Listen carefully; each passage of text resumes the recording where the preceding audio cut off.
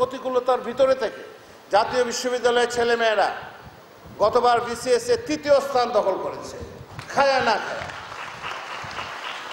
এই জন্য আমি বলেছি জাতীয় বিশ্ববিদ্যালয় একটা ভান্ডার, ইটস এ ট্রেজার, স্বর্ণের ভান্ডার। এটাকে আমরা আস্তে আস্তে এক্সপ্লোর করতে চাই, আমাদের ছেলে মেয়েগুলোকে আমরা এক্সপ্লোর করে বের করে আনতে চাই। আমরা সাংস্কৃতিক অনুষ্ঠান আয়োজন করেছি সারা দেশে, চমৎকার সাংস্কৃতিক অনুষ্ঠান করেছে আমাদের ছেলেমেয়েরা, একদম মানে আপনার ন্যাশনাল লেভেলে প্রেজেন্ট করার মতো। আমাদের ছেলেমেয়েরা সর্বত্র সব জায়গাতে চাকরি পাচ্ছে, এত আন্ডারমাইন করার কিছু নাই। আপনি ব্যাংকগুলোতে ঢুকেন, সবগুলো পাবলিক ব্যাংক চলছে এখন জাতীয় বিশ্ববিদ্যালয়ের ছেলে মেয়েদের দ্বারা, সবগুলো শপিং মল চলছে জাতীয় বিশ্ববিদ্যালয়ের ছেলে মেয়েদের দ্বারা। অতএব আমাদের একদম অবস্থা খুবই খারাপ, আমরা সেটা বলছি না, তবে এর থেকে আমরা আরেকটু উন্নত করতে চাই। উন্নত করতে গেলে আমাকে ল্যাবগুলোকে ভালো করতে হবে, ল্যাবগুলো চালু করতে হবে। ল্যাবগুলোর কী অবস্থা আমরা জানি সব।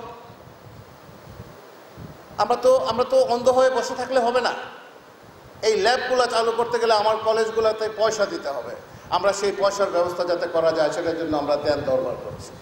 আমাদের কলেজগুলোতে যদি অবস্থা ভালো করতে হয় তাহলে আমাদের লাইব্রেরিগুলোকে আরও উন্নত করতে হবে। লাইব্রেরিগুলোকে আমাদেরকে এয়ার কন্ডিশনের ব্যবস্থা করে দিতে হবে। অনেকে বলেন air condition luxury, air condition আজকাল আর কোনো লাক্সারি না। যেখানে বসে পড়াশোনা করবে সেখানে এটা নেসেসিটি হিসাবে দাঁড়িয়ে গেছে আজকাল, আমাদের বাচ্চাগুলো যাতে পড়াশোনা করতে পারে সেখানে। আমাদের শিক্ষকদেরকে বিভিন্ন জায়গাতে তাদেরকে ইনসেন্টিভ দিতে হবে। কোনো ধরনের কোনো ইনসেন্টিভ নাই, আমাকে যদি জিজ্ঞাসা করেন কোনো ইনসেন্টিভ নাই শিক্ষকদের জন্য। আমরা সেই জায়গাটাতে শিক্ষকদের জন্য আর কি কি ইনসেন্টিভ দেওয়া যায় সেটা বের করার চেষ্টা করছি।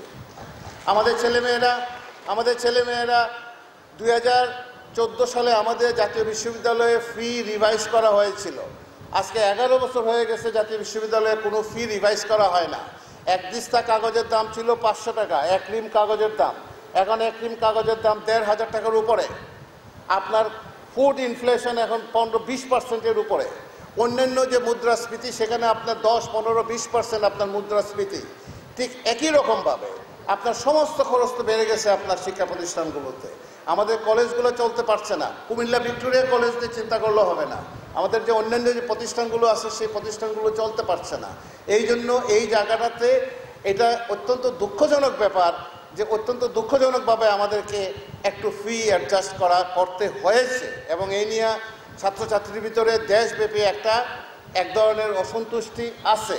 সেইটাকে কাটানোর জন্য জাতীয় বিশ্ববিদ্যালয় সিদ্ধান্ত নিয়েছে গতবার যে পরিমাণ স্কলারশিপ ছিল ছেলে মেয়েদের জন্য, এইবার আমরা স্কলারশিপের পরিমাণ ডাবল করে দেবো ইনশাল্লাহ। এখানে আমরা 8 থেকে 10 কোটি টাকা আমরা বাজেট নির্ধারণ করেছি শুধু স্কলারশিপের জন্য।